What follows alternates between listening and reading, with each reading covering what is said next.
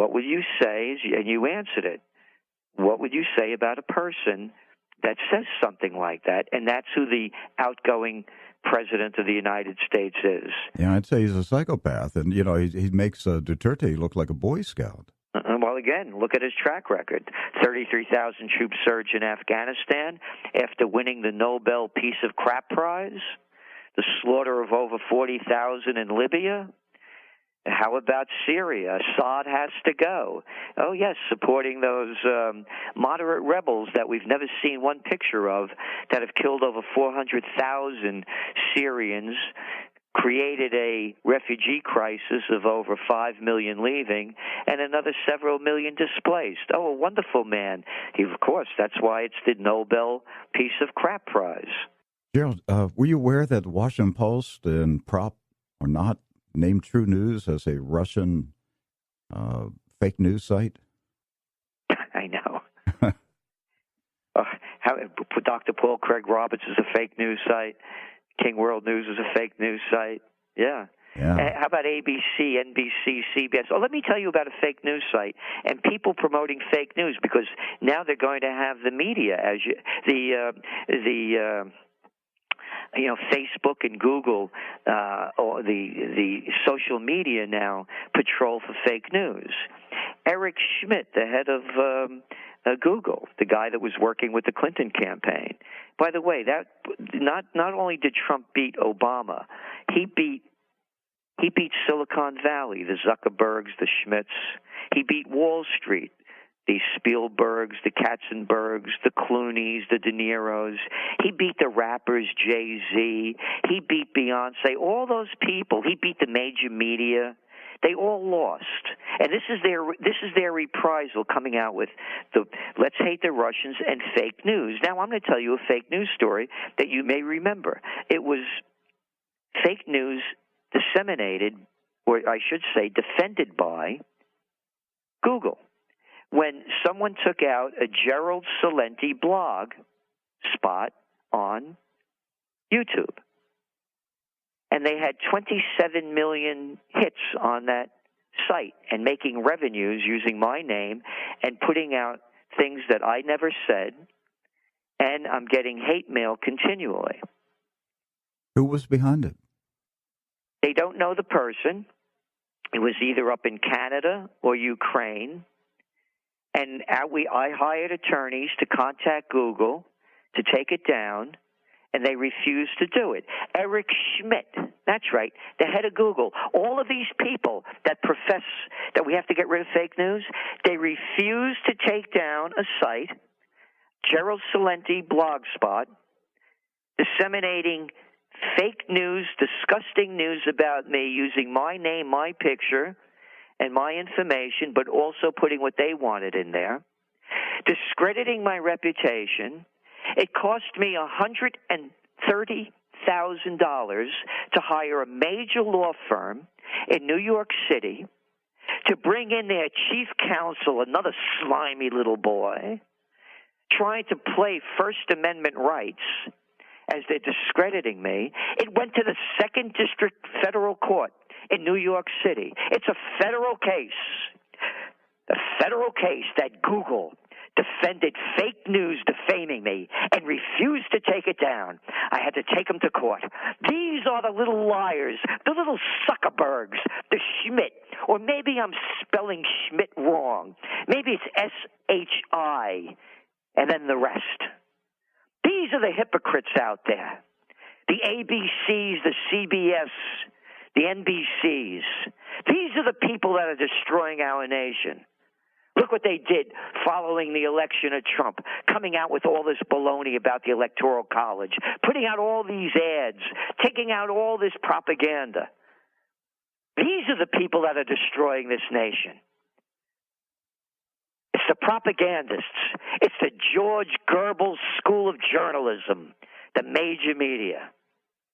Gerald, I think we have there's a coup d'etat that's being attempted right now, involving the Silicon Valley boys and the old dying media and rogue elements in the CIA. They are they are attempting to undermine President-elect Trump. And if they could find a way to block him, they would do it. So far, everything's failing. And my concern is that the closer we get to January 20th, the more radical their actions are going to be to stop him. I agree with you. I agree wholeheartedly. Matter of fact, one of our top trends for 2017 is Silicon Valley 2.0. And it's about the decline of it. You know, you have when you have Rust Belts, and again, Rust Belt 2.0, Silicon Valley, the Rust Belt had either natural resources or location, waterways, ports, whatever, rail transportation. The mine could be anywhere. So what we're saying is that the mine, the Silicon Valley, is one mine. You saw it with the hacks from with the Podesta and DNC, how they're all in bed together and think the same way. Going back to what you said about a coup, I agree with you. They are so upset about losing. Again, it's not only the Democrats that lost this election. Obama lost it. They lost the House and the Senate. It was his legacy. The people said, here's to your legacy. This is what we think of you, not only in the House and the Senate, but the state legislatures. Then you look again at Hollywood. You look at the major media. You look at the neocons. This was a defeat against all of them. What did Trump say? No more of this toppling of foreign governments. What has been the Obama and Clinton administration's continual refrain? Toppling of governments. So I agree with you. But on the other hand, I think Trump is a real smart guy. And he has so many generals on his staff right now. I think they see this coming too. Now, that's my next question. Is Donald Trump loading his cabinet with retired generals because they are planning to slap down the CIA? I don't know if they're going to be able to slap them down, but they're going to definitely put them in their place. And this is going to be, what we're looking at is historic. We've never seen anything like this in our lives. I also want to make another point about the media, the prostitutes, as I call them. You go back to when Barack Obama was elected in 2008. They had a George Washington wig on him in the New Yorker. He was the salvation.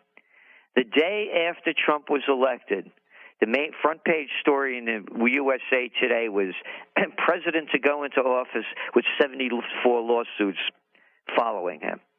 It's been negative Trump news ever since. And I'm saying to you that this is a pivotal time in America where the old systems are being overthrown and a new one is going to replace it. There is no Democratic Party. There is no Republican Party. All you have to do is you have to go back just a little bit. And I'll give you a headline to show you that Trump has taken over both parties. There is no Democratic Party, but even the Republican Party. House Speaker Ryan abandons Trump, says every candidate for themselves. That was less than a month before Election Day, October 12th, 2016. Trump is going to go in there. There's nothing there. Paul Ryan. What was he playing, Eddie Munster before he started doing this? There's nobody there. Trump knows that. This is the fight.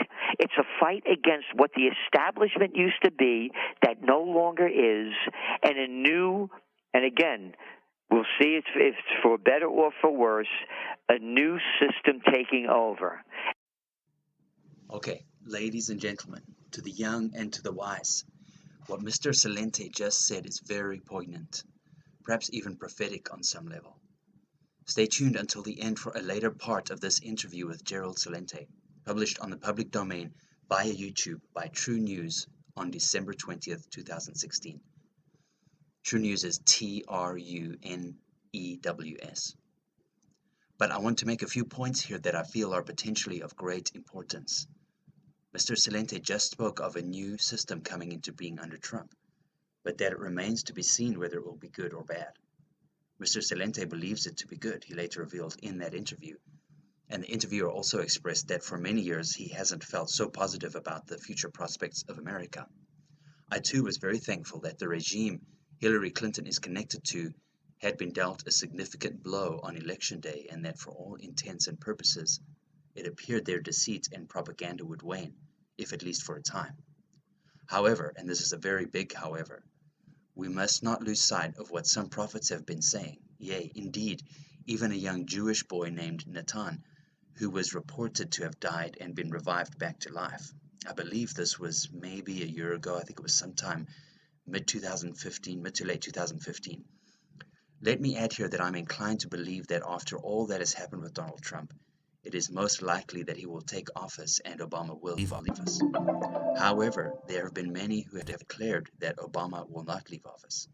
In fact, Natan, who interestingly enough reportedly had no training in the Torah, yet also recounted certain biblical prophecies recorded thousands of years ago that were part of the revelation given to him, said that Gog would soon come against Israel militarily.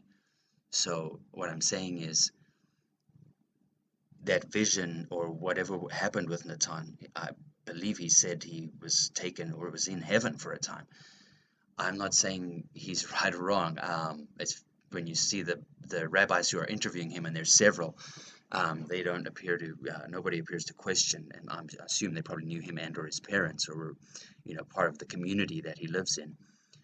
So they were all blown away, apparently, it seemed, by the fact that this Natan had no training in the Torah, yet some of the things he recounted to them were amazingly close with several scriptures, I think in Jeremiah, maybe Isaiah, other things like that. And anyway, one of the things that Natan said was that Gog was going to be coming against Israel very soon. I think he said within months. So who knows if that means, 12 months, 24 months. Sometimes things are not as clear as we think. But who knows? So maybe he was right. So we just need to keep that in mind. He said that Gog would soon come against Israel militarily, and that Gog was shown to him. They asked him who was Gog, and he said Gog was Barack Obama, aka Barry Soetoro. That was my addition in there about the Barry Soetoro thing. And here we are on this day, December 28th, 2016. It is very interesting to note that suddenly, or maybe not so suddenly, we have some potentially earth-shaking developments with regard to a UN resolution just passed that is in essence against Israel, apparently the first of its kind to not be vetoed by the United States. This is thanks to Obama, of course. Many sources have discussed various signs pointing to the division of the land of the United States. So this is in reference to that because it's connected potentially in the spiritual realm. So anyway, many sources have discussed various signs pointing to the division of the land of the United States, from supposed leaked military maps, witnesses to these maps, from Cliff High's WebBot reports, to others who have spoken what they believed to be prophetic revelations from God, including John Paul Jackson and others. Now, my intention is to put together a video specifically on this soon. This is about the division of the United States, physically and potentially, politically or geographically as well. But I don't know when I'll be able to do that video, honestly. But take heed, whatever the case, I've already given you some of the sources. You can probably find the info on the web yourself if you so desire. Now, let's assume Trump does take office and Obama does leave office. Just look at these very, very interesting Illuminati cards. I leave it to you to decide which, if any, are significant at this time. Or maybe it's both. Who knows? Maybe it's someone brought in under the guise of an imposter, but who becomes a charismatic world leader, and just in time for an agreement that may pave the way for the third temple to be built. Okay, one more thing before we return to the second epic rant by Mr. Celente on the fake news that is the mainstream media. At this point, I would like to interject my thoughts on this new system. I am not convinced that it's going to be good or bad. I was very happy that Trump won the election and that Hillary and that whole camp was gone, because the writing was clearly on the wall with regard to what their intentions are and have been for a long time. However, it's very possible that what we think is a wonderful thing could turn out to not be such a wonderful thing. And I just don't know. I'm on the fence with regard to whether Trump is going to be, is sort of a deliverer from that Babylonian system, or providing a respite from it, or if he's going to actually usher in a whole new economic system, or be in power at the time when one needs to be ushered in. And, if that were the case, who better than a person and a cabinet that has a lot of military experience, leadership, and a lot of economic experience. Very interesting. So I don't know. I'm about 95% sure that it's going to be good, and that Trump really is a respite for many people who have been looking for one from the tyrannical rule of these neocon minions and their propaganda. But I don't know. I mean, it could turn around very quickly on us. You pick up the media, they will still say in the media that Russia invaded Crimea. They've been there longer than what? The United States has been a country. They'll use that term continually. They'll say in the New York Times, the paper of record, I call it the toilet paper of record, that Russian tanks and troops invaded Ukraine to support the Eastern Ukrainian separatists. Show me one photo, and the photos they showed were fake. The propaganda is nonstop. It's the sickness of these people. It's the sickness of the Newlands. It's the sickness of the Obamas and the Clintons. It's the sickness of these neocon minds. They are perverted people.